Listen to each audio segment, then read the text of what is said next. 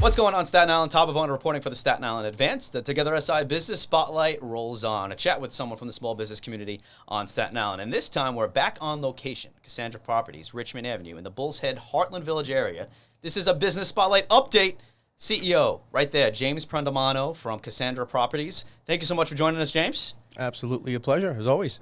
Last time we spoke, I want to say it was like early June, talking about working in quarantine and what that meant. Give us a little update. Now we're about a month or two later, a modified phase 4. What's going on for Casandra Properties, James? Sure. So we're all back out and working with, of course, restrictions and rules.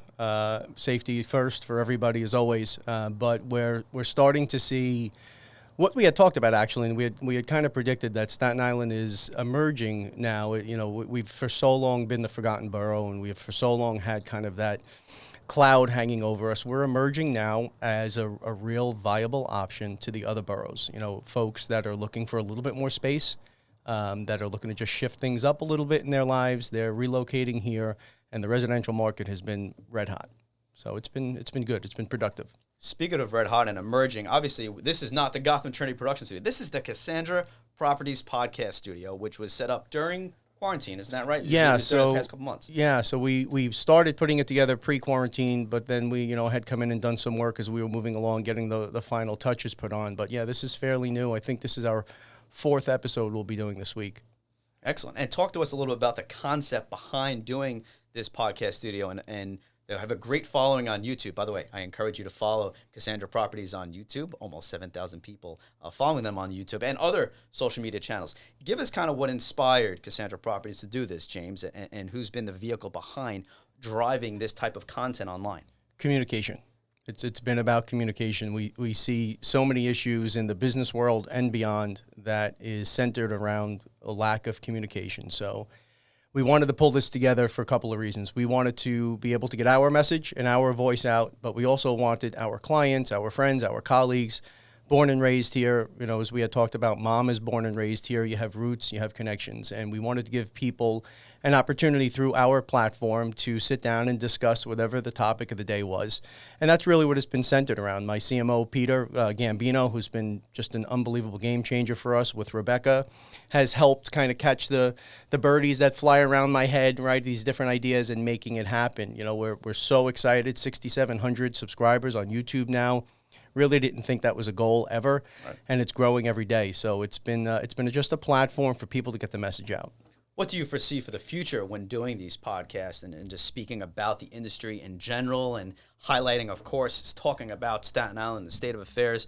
What's short-term, long-term goals when it comes to this space, specifically in this very virtual heavy world we're talking about now, right, James? Without a doubt. So, again, we want to speak to the banking professionals, we want to speak to the attorneys, the engineers, we want to speak to the restaurant owners, we want to speak to the office tenants, we want to speak to the landlords, we want to speak to the politicians, we want to speak to everybody, the civic leaders.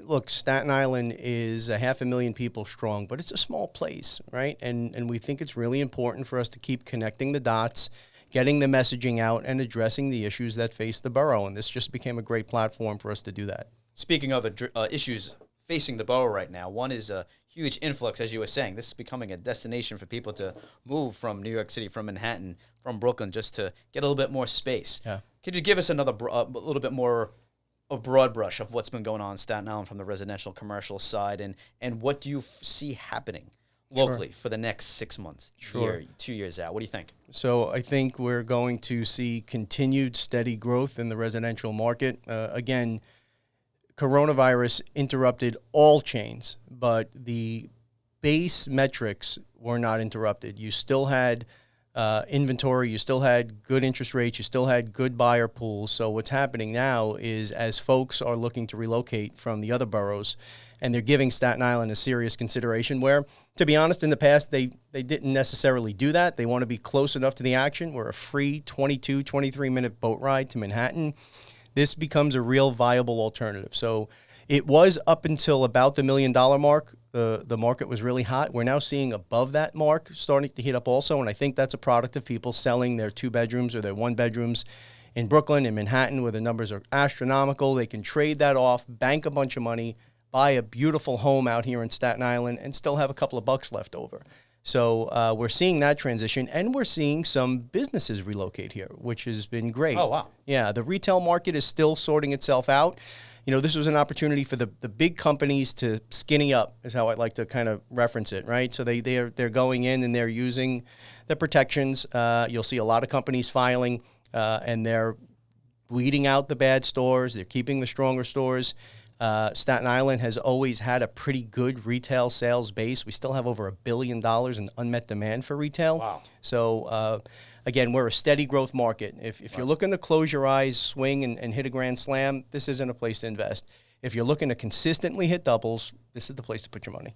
Wow, what a good point. And the baseball reference. Love baseball, so it's baseball season. Baseball's again. back. Baseball's back, baby. Yeah. So that's some good news. Let's get into getting space in general for commercial, residential, and having more square footage, let's say. I've asked this question of others before.